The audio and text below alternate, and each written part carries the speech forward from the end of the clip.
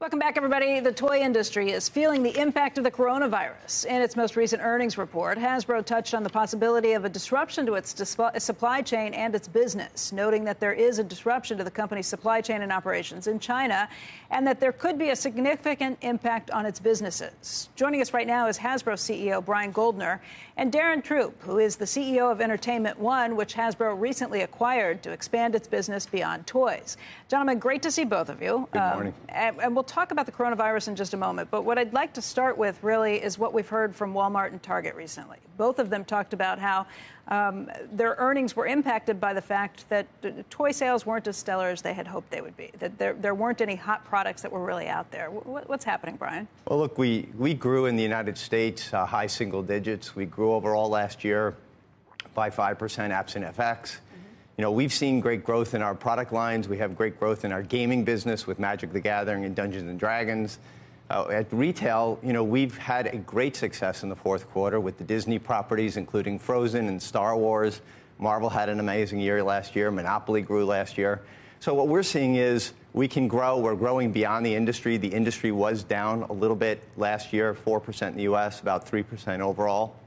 But we believe that growth comes back this year in the industry because of the new initiatives and the innovation that we're bringing to our product. What type of new initiatives? Because that was something that both the CEOs commented on, just the idea that there wasn't a hot toy like there had been the year before. Yeah, so we're bringing back a lot of new innovation. If you look at our Nerf business, we had really good momentum in the latter half of last year as we had some new innovation. We just didn't have enough of it around the world.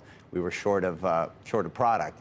As we roll that out around the world, Nerf Ultra, as well as some new innovations in Nerf, we've got Play-Doh with all kinds of new compounds, and that's a business that's grown. And then, of course, in our gaming business, outside of traditional retail, Magic the Gathering and Dungeons and Dragons with Magic Arena, you know, that's a business that grew more than 30% for us last year. So, again, great success, great momentum that we have in our business. Well, let's talk about the deal with Entertainment One and the reason that you all are together at this point. Darren, part of what you do is licensing and finding new ways to kind of expand the business. What are some of the biggest things you're working on right now? Well, we've obviously had tremendous success with things like Peppa Pig, PJ Masks, truly global brands, some of the biggest brands in the world. We've launched new brands in the last 12 months. One was Ricky Zoom, which is doing very well on a global basis. Our new partnership with Hasbro, of course, will supercharge that brand.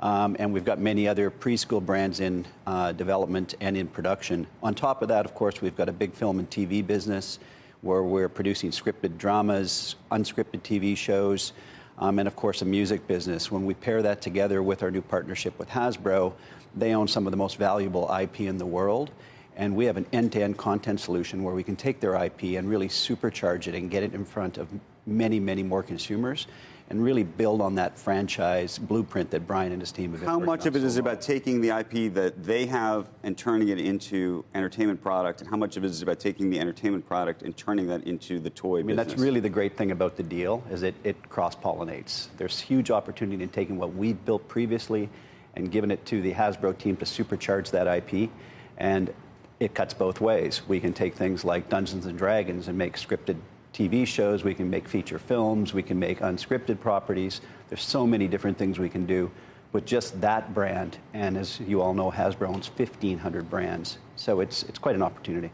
Yeah, it's a really great opportunity to bring together the best of what we do. We will be doing more of the toys and games around Peppa Pig and PJ Masks and, of course, Ricky Zoom.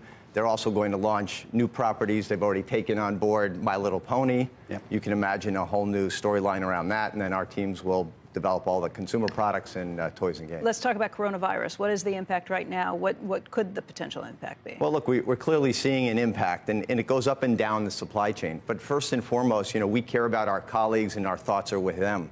We have hundreds of people that are in Hong Kong and in China that work for our company. As you remember, we don't own factories, so those are third parties, but we have a lot of people in there who are creating our product, who are working with those factories, who are looking at quality control. So first and foremost, we really want to look at how they're doing, and luckily so far we haven't had any issues there. But as you go forward, some of the factory partners have reopened, and yet they don't have all the employees back in place.